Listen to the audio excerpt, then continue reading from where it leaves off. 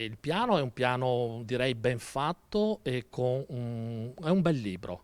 Bisogna stare attenti che questo libro però non diventa il libro di sogni. Recovery Fund, il piano italiano per il Next Generation con cui l'Italia si candida a ricevere i fondi necessari a ripartire dopo la pandemia, è una pistola carica, carica di futuro ma anche di pericoli, perché se questi investimenti non produrranno una crescita strutturale del paese, alle prossime generazioni resteranno solo i debiti. Ricordo sempre che questi soldi che arriveranno sono una parte anche a debito.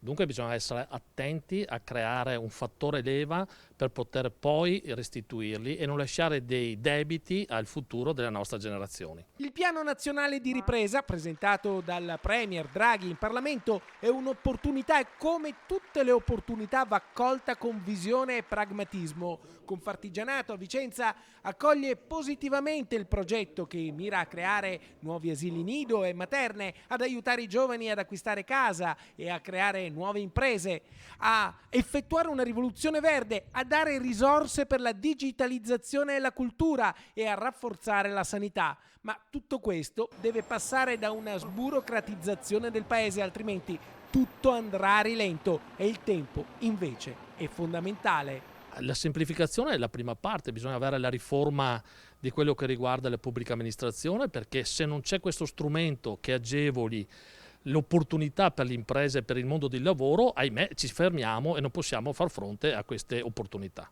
Ricordo sempre che il 98% delle imprese sono di piccolissima dimensione, dunque bisogna fare le normative e dare le opportunità di crescita, perché sennò altrimenti queste aziende non potranno collocarsi all'interno del mercato europeo. La digitalizzazione è un elemento importante, ma bisogna dare gli strumenti per fare crescere dimensionalmente le nostre imprese.